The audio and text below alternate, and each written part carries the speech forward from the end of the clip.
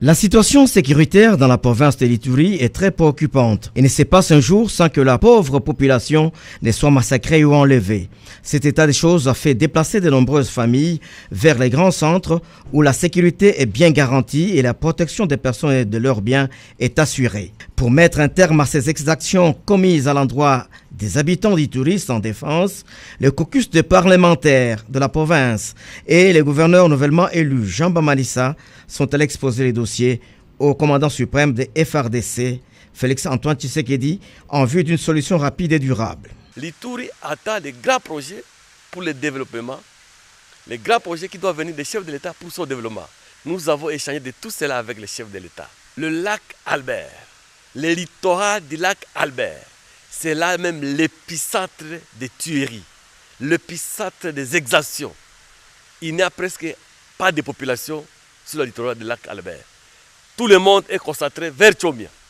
Donc, au littoral du lac Albert, se passent des exactions à tous les jours et cela demande, nous voulons une intervention propre et rapide dans de brefs délais pour que la population revienne sur le littoral du lac Albert. Le chef de l'État nous a rassurés de sa ferme volonté de restaurer la paix en Ituri. Après l'entrevue avec le président Félix-Antoine Tshisekedi, le gouverneur Jean Bamalissa a fait le tour d'horizon des problèmes qui minent le développement de la province d'Ituri et de l'insécurité qui a élu domicile.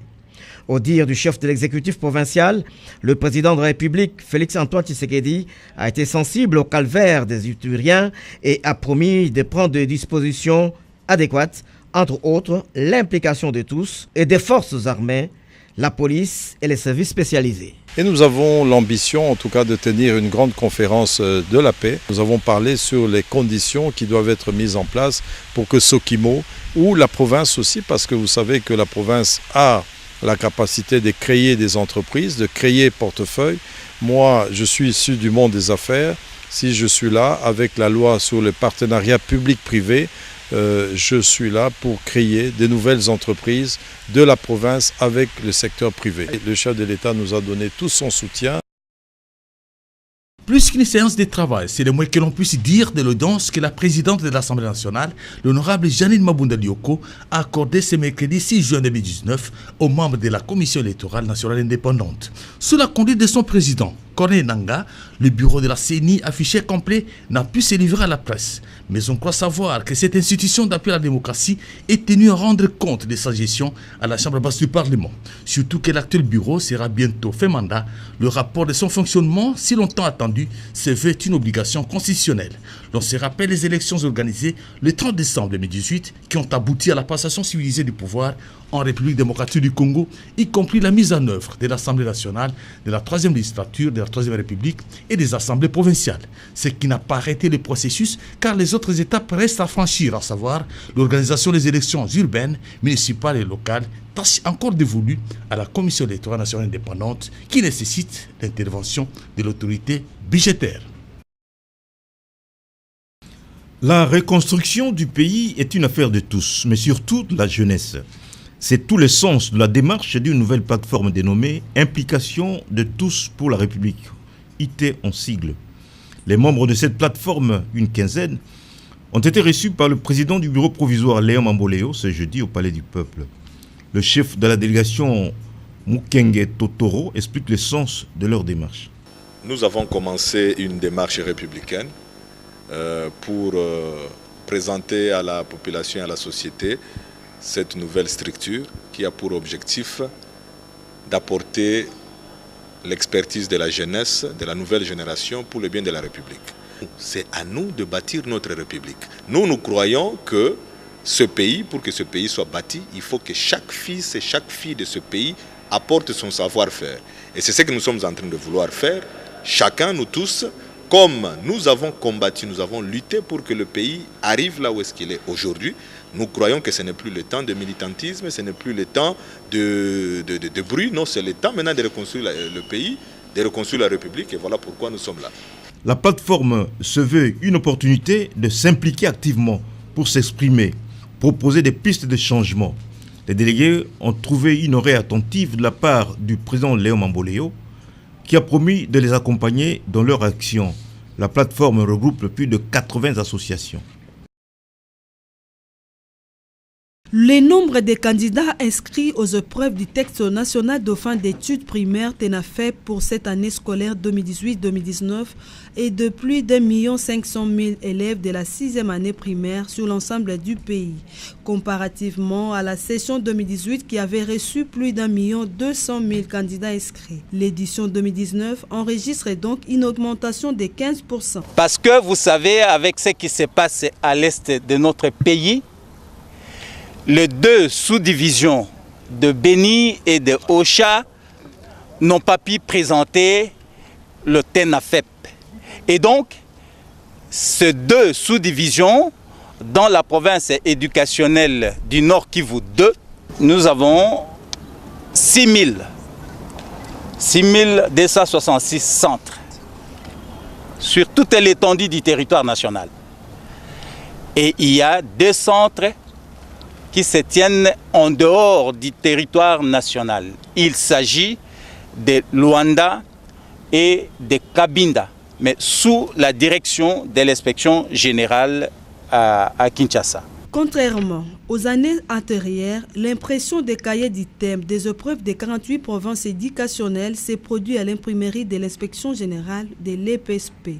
Et compte tenu du calendrier réaménagé suite à la maladie à virus Ebola qui sévit à l'est de la République, les sous-divisions de Béni et Ocha passeront une session spéciale du 25 au 26 juillet 2019, a souligné le ministre intérimaire de l'EPSP, Emery Okundji. Pour les Kasaï, le ministre dénonce la pratique des mariages forcés, une pratique à laquelle exposer les faits. Il y a une note négative sur le Kasaï central 2, où vous avez 14 684 garçons contre seulement 7 878.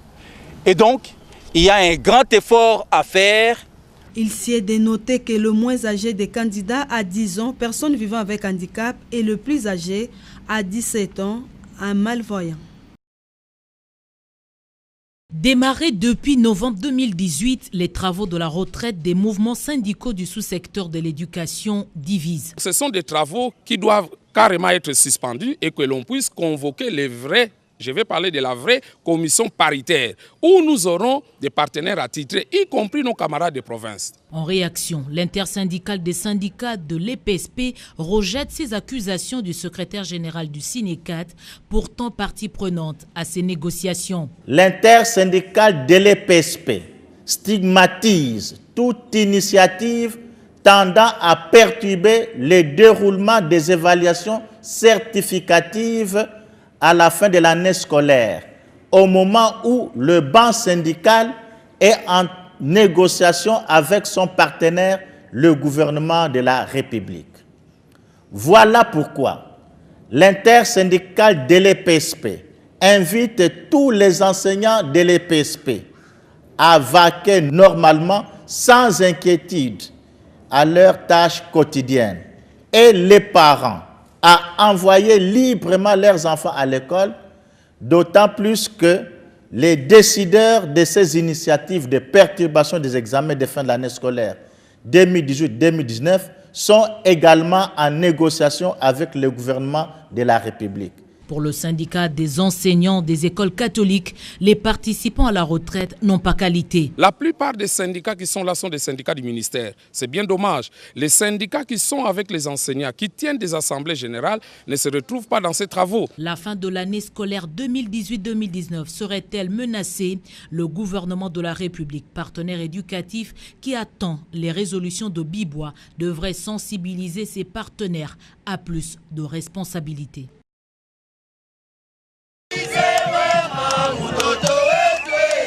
Ils se sont passés le mot et ont envahi l'aéroport de Goma. Banderoles affichées, drapelés en main, chants et danses, les Kivusiens ont bravé la distance qui sépare leur domicile de l'aéroport pour accueillir une de leurs premières dames, Denise Nyakero Tshisekedi. Après les civilités lui présentées par les autorités, la première dame a communié avec la foule.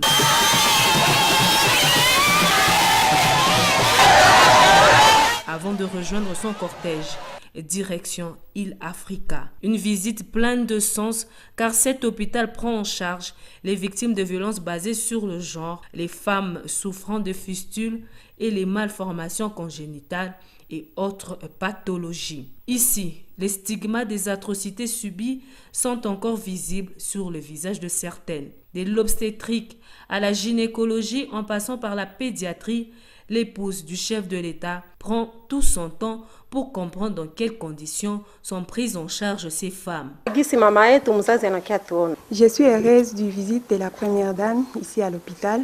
On attendait beaucoup d'elle. Elle a apporté un soutien et un réconfort pour nous. Et nous sommes très ravis, très reconnaissantes de ces actions sociales. À l'étape de la néonatologie, Denise Nyakero Tshisekedi est attirée par la présence des quadruplés nés d'un couple de sans-abri. Saisie de leur situation, elle promet de s'occuper personnellement de ce cas. On nous a annoncé sa descente ici à Goma. Nous sommes sentis très émus. Aujourd'hui, elle est arrivée, elle est venue, elle a assisté. Elle a visité même les enfants. Nous avons été en contact avec elle. Ça nous a beaucoup plu. Continuons toujours à attendre d'elle de surprises. Nous n'avons pas là où nous allons revenir avec nos enfants. Ce sont 4. Ça pèse sur nous. Visite terminée. La première dame remet au médecin directeur de l'hôpital, le docteur Serge Kahatoua, un lot de matériel médical composé de kits post-viol réponse, une table d'accouchement et de kits de dignité. Du matériel obtenu grâce à l'appui de l'UNFPA qui soutient depuis son lancement la fondation Denise Nyakero Tshisekedi dans la vision « Ensemble, nous sommes plus fortes ». Île Africa s'occupe également de la réinsertion des femmes victimes de violences sexuelles à travers des ateliers d'art et des enfants vulnérables, un angle qui nécessite des moyens conséquents, d'où le plaidoyer fait par le médecin directeur de cette formation médicale à l'attention de l'épouse du chef de l'État pour une possible aide. Touchée dans sa sensibilité de corps médical, Denise Nyakero Tshisekedi n'hésite pas à transmettre la bonne humeur à ses enfants, un remède important contre les problèmes qui les rongent.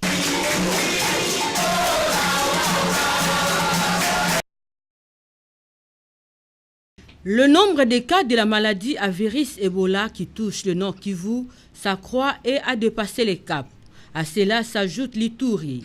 Cette augmentation, qui n'est pas inattendue, est due probablement en partie aux problèmes de sécurité, y compris aux récentes attaques directes des centres de traitement et à la méfiance persistante de quelques communautés qui ont ralenti certaines activités de riposte dans les secteurs touchés. Le ministre de la Santé publique, Oli Lunga, accompagné des chefs coutumiers, sont en mission de sensibilisation dans ce coin du pays pour obtenir l'engagement de toute la population et arrêter cette épidémie. La stratégie pour mettre fin, les activités pour mettre fin à l'épidémie sont parfaitement connues et sont très simples. La difficulté, c'est d'avoir accès à la communauté. La première difficulté que nous avons eue depuis le mois de février, mars, avril, nous avons eu des attaques à main armée qui ont en fait arrêté les activités de riposte et qui sont à l'origine de cette flambée que nous avons eue au courant du mois d'avril-mai. Ces derniers temps, la situation sécuritaire s'est stabilisée et dans les courbes épidémiologiques, on voit déjà une bonne décroissance, une tendance à la décroissance des cas.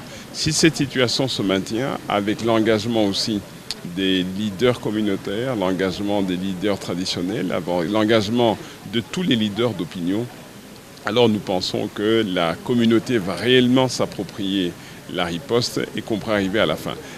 Les équipes de riposte sont totalement opérationnelles dans tous les secteurs touchés par cette maladie. On constate avec satisfaction que les communautés acceptent mieux la riposte malgré l'insécurité causée par les groupes armés. Les taux de tests dans les laboratoires de terrain restent similaires à ceux des semaines précédentes.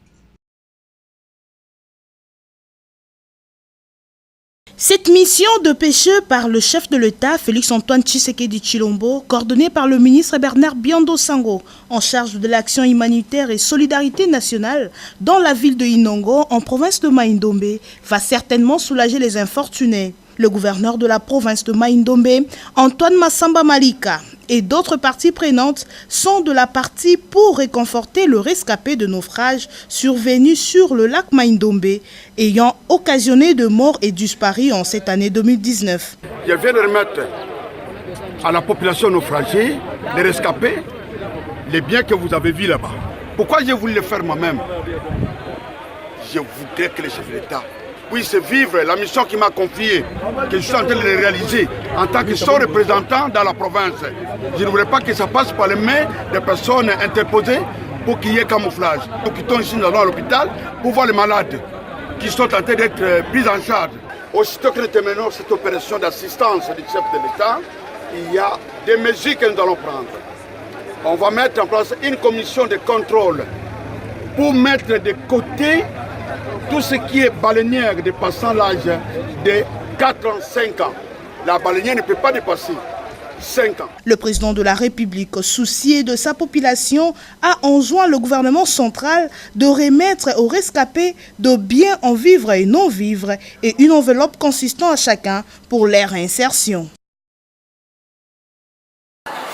Ces étudiants finalistes en master de l'Institut de Management AMM Research, basé en Grande-Bretagne, ont entamé ce jeudi 6 juin 2019 le dernier virage de leur formation, les uns en gestion financière, les autres en gestion de marketing, gestion des projets et d'autres encore en gestion des ressources humaines et passation de marché. Une conférence inaugurale sur le thème « Devenir une organisation progressiste » animée par le professeur Manel Toumi a suscité de l'intérêt dans les chefs des apprenants sur l'approche innovante des entreprises progressistes avec un accent particulier sur les valeurs sociales qu'elles développent pour le bien de la communauté locale, à la différence des entreprises classiques qui ne visent que les profits. La solution se trouve dans ce nouveau modèle qui prend en considération l'aspect économique, la réalisation des profits,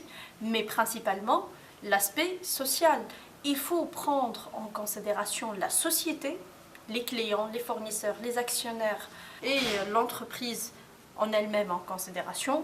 On est plutôt dans une nouvelle solution gagnant-gagnant. AMM Research offre des programmes de formation dans plusieurs domaines de la vie sociale, confirmation du directeur de développement international. Au-delà de Mini MBA, nous avons aussi le Global Executive MBA. Ça, c'est un programme du niveau 7 parce que c'est un programme de master en fait, master professionnel qui traite de différents thèmes, différents sujets sur le marketing, le management, la gouvernance, l'intelligence économique, etc. Avec pour objectif de délivrer des compétences de haut niveau au cadre des entreprises et aussi leur donner une expérience internationale. Et ce programme-là se passe en ligne comme aussi en présentiel. Ces apprenants venus de Côte d'Ivoire, du Gabon, de la République du Congo, ainsi que de la République démocratique du Congo, constituent une pépinière dont l'institution va se servir en matière de consultance internationale. Présidée par le secrétaire général des Mines, Joseph Ikoli, la 3e édition des matinées des réflexions dénommée Maths Géosciences a axé ses travaux sur 3 thèmes importants: les codes miniers avantageux, explorer et produire les pétroles de la RDC maintenant et transférer les eaux de l'Ubangi au lac Tchad.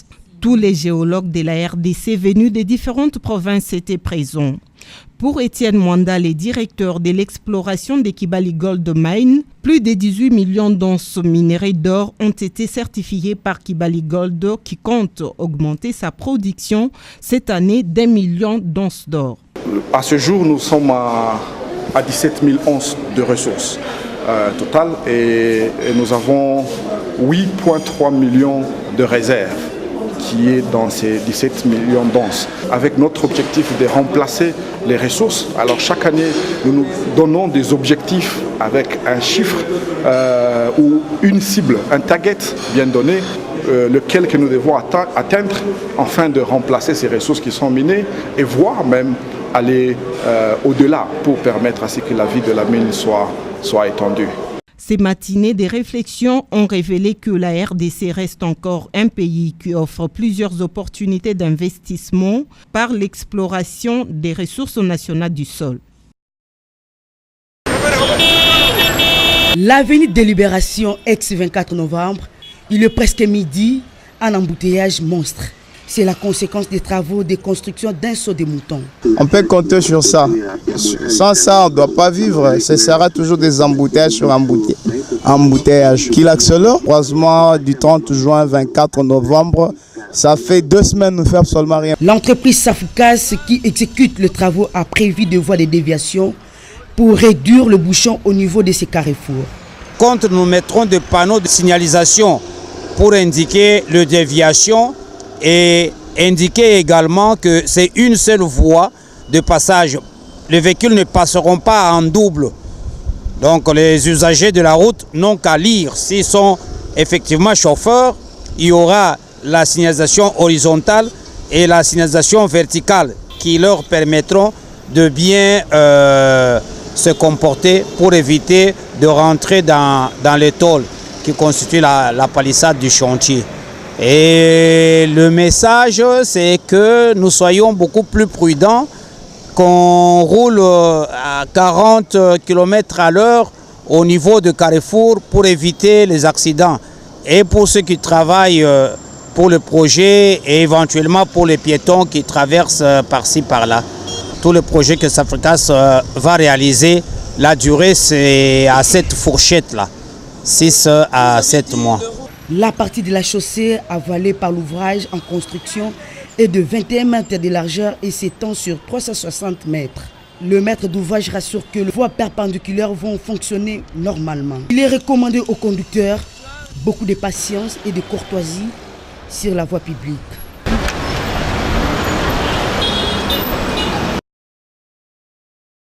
L'atelier des finalisations et des validations du rapport parallèle au 8e rapport périodique de la République démocratique du Congo avait pour objectif, entre autres, de contribuer à la mise en œuvre de la Convention sur l'élimination de toute forme de discrimination à l'égard de la femme, CDF, de compiler et analyser les données collectées pour donner suite à la liste des questions. Cette évaluation est en train d'être faite par une synergie d'organisations de la société civile travaillant sur les questions de la femme.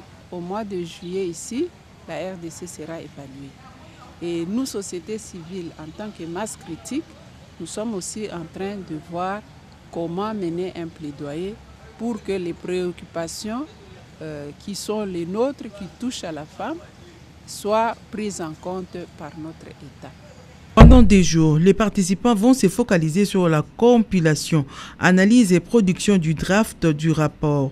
Et c'est dans le cadre du suivi de ces processus que le mouvement Rien sans les femmes a mis en place une synergie pour la CDF RDC élargie aux autres structures en vue de soumettre les rapports parallèles, actualiser et continuer les plaidoyers auprès des membres du comité CDF. Nous avons des recommandations par rapport à la participation politique de la femme. Comme vous le savez, elle a toujours été faible et à cause de la discrimination au niveau de la loi électorale qui ne rend pas contraignante la prise en compte de la parité.